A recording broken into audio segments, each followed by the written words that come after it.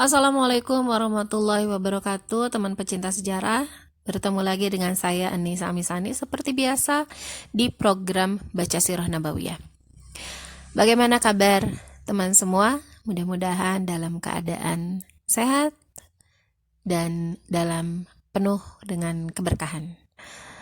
Teman pecinta sejarah, hari ini kita akan masuk ke episode 50 ya di program Baca Sirah Nabawiyah kita. Judul kali ini adalah Nabi Shallallahu Alaihi Wasallam mengutus para utusan guna mengajarkan prinsip-prinsip Islam. Baik, teman semua, selamat menyimak. Sebagaimana para utusan datang menemui Rasulullah Shallallahu Alaihi Wasallam untuk menyatakan keislamannya, demikian pula sebaliknya. Rasulullah Shallallahu Alaihi Wasallam mengirim beberapa utusan ke berbagai penjuru, terutama ke bagian selatan Jazirah, guna mengajarkan prinsip-prinsip dan hukum-hukum Islam kepada manusia.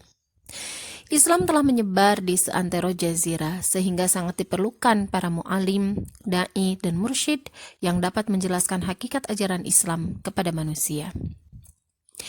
Rasulullah Shallallahu Alaihi Wasallam mengirim Khalid bin Walid ke Najran guna mengajak penduduknya kepada Islam dan mengajarkan prinsip-prinsipnya kepada mereka.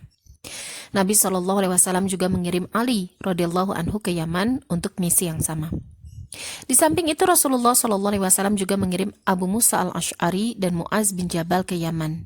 Masing-masing utusan pergi ke pelosok negeri Yaman. Kepada kedua utusan ini Nabi Shallallahu Alaihi Wasallam berwasiat, permudah dan jangan persulit, gemarkan dan jangan membuat orang lari, berusaha dengan penuh keikhlasan dan kekuatan. Kepada Mu'az bin Jabal, Nabi Shallallahu Alaihi Wasallam bersabda, sesungguhnya engkau akan menemui orang-orang dari ahli kitab. Jika engkau bertemu, maka ajaklah mereka untuk bersaksi tidak ada ilah kecuali Allah dan Muhammad adalah Rasulullah.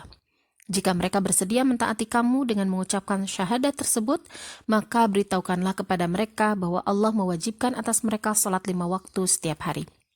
Jika mereka telah mentaati kamu untuk melaksanakan kewajiban tersebut, maka beritahukanlah kepada mereka bahwa Allah mewajibkan kepada mereka sedekah atau zakat yang diambil dari orang-orang kaya mereka dan dibagikan lagi kepada orang-orang fakir mereka.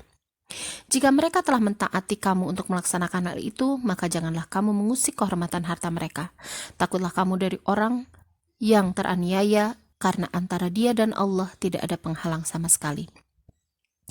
Di dalam Musnad Imam Ahmad disebutkan bahwa Nabi Shallallahu Alaihi Wasallam keluar bersama Mu'az ke pintu gerbang kota Madinah dengan berjalan kaki, sedangkan Mu'az menunggang kendaraannya. Kemudian beliau bersabda kepadanya, wahai Mu'az, barangkali engkau tidak akan menemuiku lagi setelah tahun ini. Barangkali engkau akan melewati masjidku dan kuburanku juga. Kemudian Mu'az menangis karena perpisahannya dengan Rasulullah Shallallahu Alaihi Wasallam. Mu'az tinggal di Yaman sampai setelah wafatnya Rasulullah Shallallahu Alaihi Wasallam. Apa yang disampaikan oleh Rasulullah Shallallahu Alaihi Wasallam kepada Mu'az tersebut telah menjadi kenyataan. Beberapa ibroh. Hal terpenting yang harus difahami oleh seorang muslim dari pengiriman para utusan ini ialah bahwa tanggung jawab penyebaran dan perjuangan Islam merupakan tanggung jawab seluruh kaum muslimin di setiap zaman dan tempat. Tanggung jawab ini bukan hal yang remeh sebagaimana difahami oleh sebagian besar kaum muslimin sekarang. Tidaklah cukup hanya menyatakan keislaman dengan lisan semata, juga tidak cukup hanya dengan mengamalkan sebagian ajaran Islam yang ringan-ringan dalam kehidupan kita. Bahkan tidak cukup hanya berpegang teguh dengan Islam untuk dirinya sendiri, kemudian tidak mau peduli dengan lainnya. Tanggung jawab perjuangan dan pergerakan Islam tidak akan terlepas dari tengkuk kaum muslimin sebelum hal itu juga dilaksanakan. Melaksanakan kewajiban dakwah kepada Islam dan pergi ke seluruh penjuru dunia dalam rangka menunaikan kewajiban dakwah. Itulah amanah yang dipikulkan oleh Rasulullah Shallallahu Alaihi Wasallam ke atas pundak kita dan kewajiban yang tidak boleh diabaikan di setiap zaman dan tempat. Para ulama dan imam yang 4 telah sepakat bahwa melaksanakan kewajiban dakwah di dalam dan di luar negeri kaum muslimin adalah fardu kifayah atas seluruh kaum muslimin. Mereka tidak akan terlepas dari tanggung jawab ini kecuali setelah adanya sejumlah orang atau dai yang mengajak kepada Allah dan menjelaskan hakikat Islam ke seluruh penjuru dunia secara merata dan mencukupi.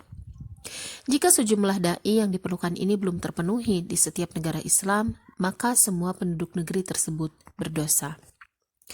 Jumhur para imam dan fuqaha berpendapat bahwa kewajiban dakwah ini tidak hanya terpikul di atas pundak kaum laki-laki saja, tetapi berlaku secara umum, laki-laki, wanita, orang merdeka, dan hamba sahaya, selama mereka mukallaf dan mampu melakukan tugas-tugas dakwah dan tauji, masing-masing sesuai batas kemampuan dan sarana kemampuannya.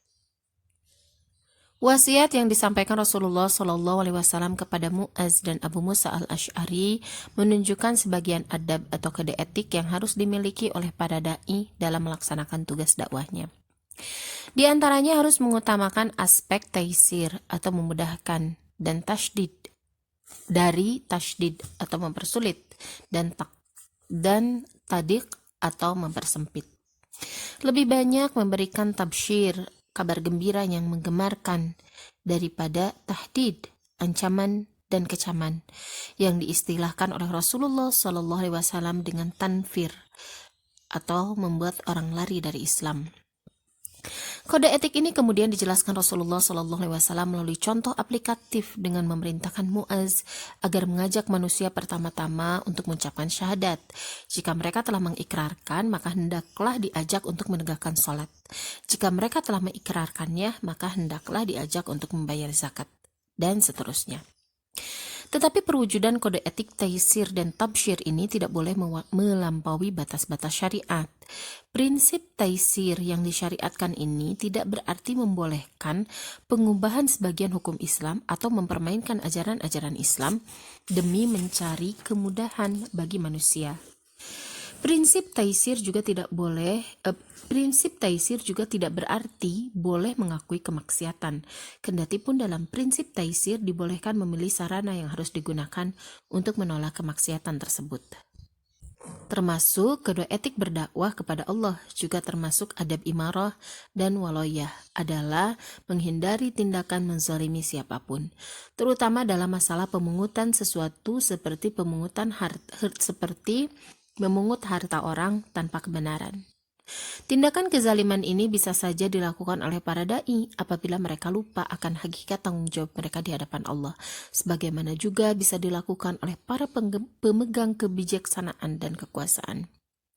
Karena Mu'az telah berpegang teguh sepenuhnya dengan kedua sifat tersebut ketika hendak dikirim oleh Rasulullah SAW ke Yaman, sifat sebagai da'i dan penguasa, maka Nabi SAW memperingatkannya dengan keras agar tidak terjerumus melakukan tindakan kezaliman apapun.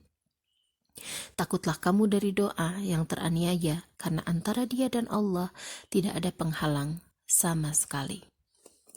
Masya Allah, teman pecinta sejarah, demikian Sirah Nabawiyah episode ke-50 kita. Insya Allah bertemu lagi esok di episode ke-51. Dan tidak bosan-bosan, jangan lupa untuk like dan subscribe channel ini. Juga follow akun Instagram saya di Anissa Misani, juga Facebook saya dengan nama yang sama, Anissa Misani. Terima kasih sudah menyimak. Mohon maaf atas segala kesalahan. Wassalamualaikum warahmatullahi wabarakatuh.